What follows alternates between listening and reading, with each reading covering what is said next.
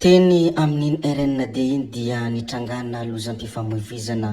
Nitrangana lozam-pifamoivoizana Mahatsiravina teny amin'ny lalam-pirenena faharoany Omaly-Tolakandro eny Antsaramasina. Fiara avy any Birikaville ho any Toamasina no nifanehatra tamin'ny camion raha ny voalazan'ny loharanom-baovao. Raha ny fantatra dia nisy ny ainana foy saingy mbola tsy fantatra lohatreto ny isan'ny ireo niharamboina ka andrasana ny fanampim-baovao ny mikasika an'ity trangana lozam-pifamoivoizana Tompoko vavy sy tompoko lahy, mialohany hidirantsika amin'ny resaka izay ataontsika moa dia mbola toy ny mahazatra foana, abonné vetivety alohan'ny chaîne antsika ary asio j'aime ny vidéo, indrindra azadiny foana ny mametraka ny komantera.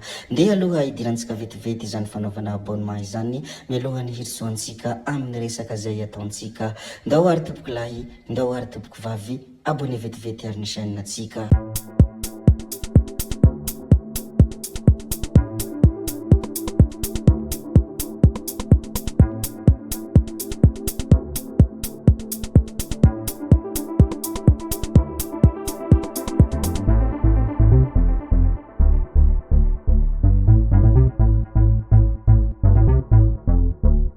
Rehefa vita moa ny fanaovana abonnement chaîne sy ny fanaovana j'aime ny vidéo dia ndeha isika hiditra avy hatrany amin'ny votoatin-dresaka izay ataontsika. Ny horesantsika voalohany moa dia resaka filoham-pirenena Frantsay izay itsidika any Madagasikara.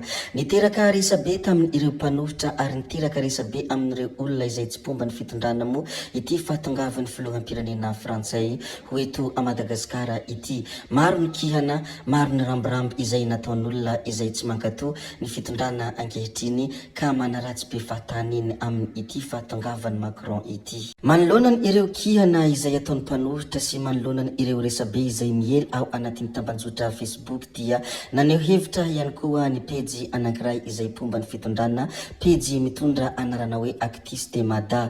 Toy izao moa ny fanehoan-kevitra izay nataon'ity pejy ity manoloana izany fahatongavan'ny filoham-pirenena Frantsay izany sy manoloana ireo kihana be deabe izay ataon'ny mpanohitra. Hoy fanehoan-kevitra izay nambarany Actis Mada nilazany hoe izay ve ilay politika ny fanoherana hoe manao ririndasa tsy tsarona. Nandritra ny fandalovan'ny filoha Frantsay Jacques Chirac teto Madagasikara dia nihofahofa ihany koa ny saina Frantsay ary dia hafalinany no an'ny mpintima fa hoe handray sy hitsena filoha manan-kaja. Ankehitriny indray anefa dia ry zareo ireo ihany no tezitra sy mivolainga ary manohitra ny fahavononany ireo filoham-panjakana hamonjy COI. Hoy hafatra izay nataon'ity pejy Actis Mada ity izay miantifa tanteraka amin'ny mpanohitra ankehitriny izay manakihana mafy ny filoham-pirenena ankehitriny. Hafahafa ilay fanaovana politika hoy ity pejy ity. Raha nilaza an'izany fanehoan-kevitra izany ity pejy mitondra anarana hoe Actis Mada ity dia namoaka ireto sary hitantsika ireto izy mba ho fampatsiarovana ny lasa ary mba hanaporofona fa ny lasa tsy fanadino fa mipetraka ho tantara na dia zany aza dia ny hoavy no ho banjinina. Rehefa voalaza moa ny mikasika an'ity fanehoan-kevitra izay nambarany Actis Mada ity dia ndeha ary isika hilaza ny zavatra hafa indray. Ny vahiny tao amin'ny radio Antsiva ny ministry ny serasera sy ny kolotsaina ary niresaka ny andro tsy fiasana. Toy izao moa ny hafatra izay nambarany ity ministra ity. Ny hilamina ny fifamoivoizana no isan'ny antony nandraisana ny fanapahan-kevitra nanaovana ho andro tsy fiasana ny 13 Aprila ho avy izao.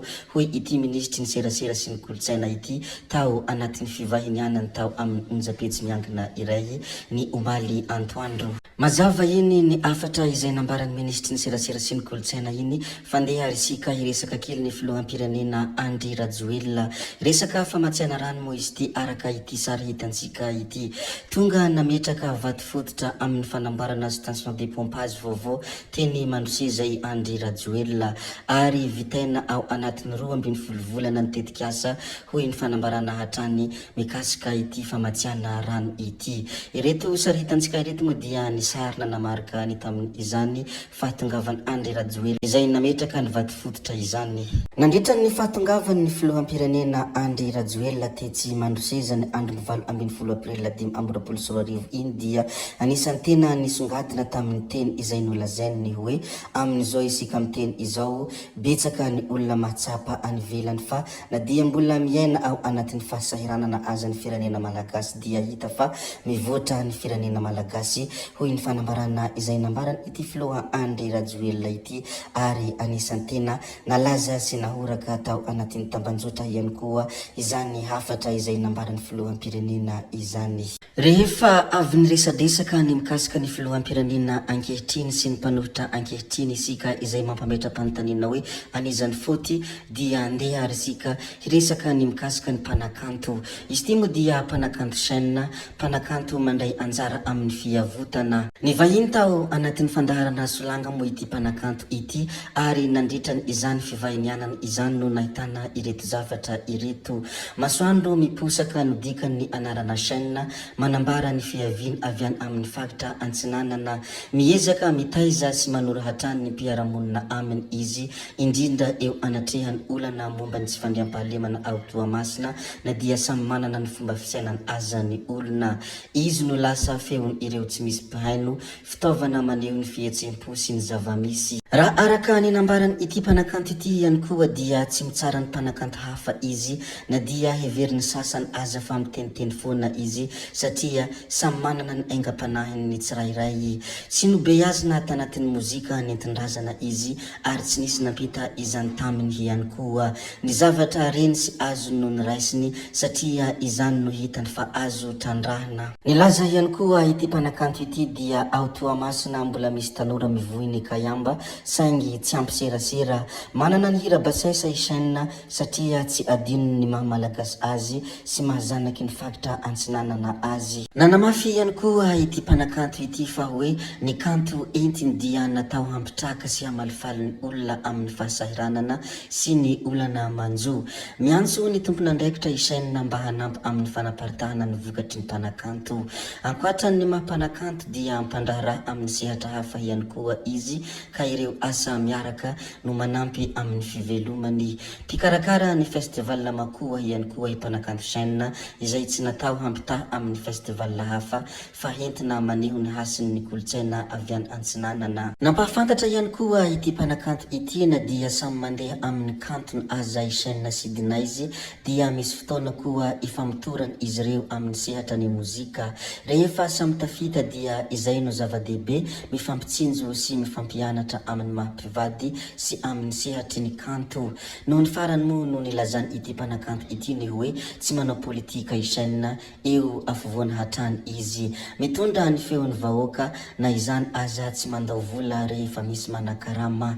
Ireo no isan'ny nambarany ity mpanakanto ity tao anatin'ny fandaharana solanga nandritrany izany fotoana ny vahinianany izany. Zay koa moa no nambarana ny videontsika koa dia ankasitrana ianareo na vitany haino hatramin'ny farany, ary mbola entanina foana ianareo ny mbola hanaraka ny video manaraka izay alatsakay ato misesisesy.